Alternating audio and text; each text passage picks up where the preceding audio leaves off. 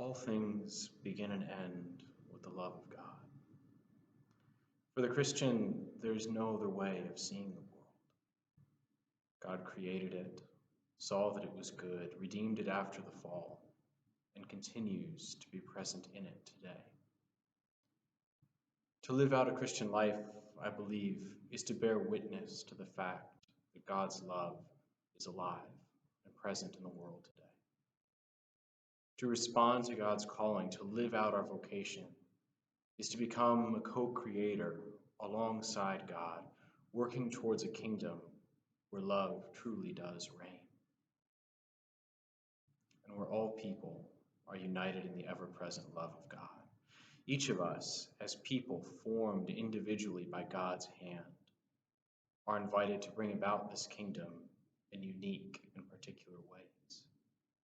As a Marist, I am called to live out the gospel in the way of Mary. I'm called to think, judge, feel, and act as Mary in all things. And though I am a seminarian preparing for the Catholic priesthood, you will find Marist priests, brothers, sisters, and lay people throughout the world.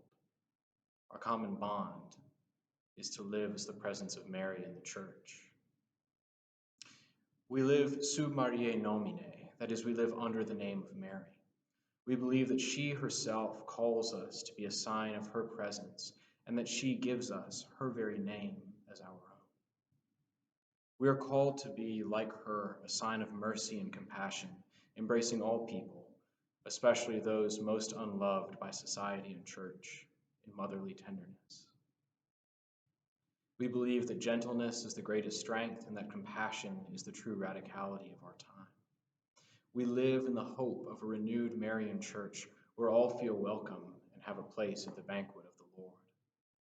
Whether among Burmese refugees in Thailand, in Cameron Park on the Texas-Mexico border, or in our schools and parishes throughout the world, we try to go about our work in a humble and unassuming way, or as we say, hidden and unknown in the world.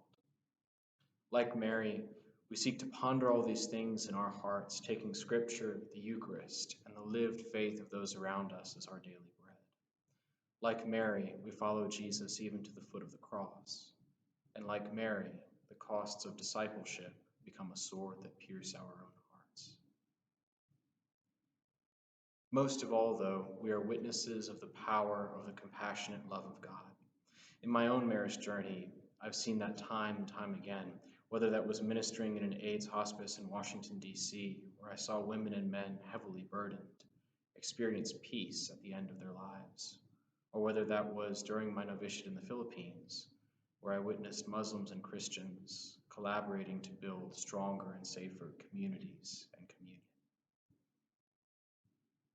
But I've also seen moments of darkness where the presence of God is not so clear. A young boy abandoned by his parents, terrified that God wanted to kill him, or a child prostitute who seemed hopelessly entangled in the bonds of oppression. Not every moment that we witness is a moment of light. Even so, the call remains the same, to dare to believe in the love of God and to dare to go to the places where hope seems to be lost, and to be a listening presence, journeying with those most forgotten, being a presence of life and love in the way that Mary is.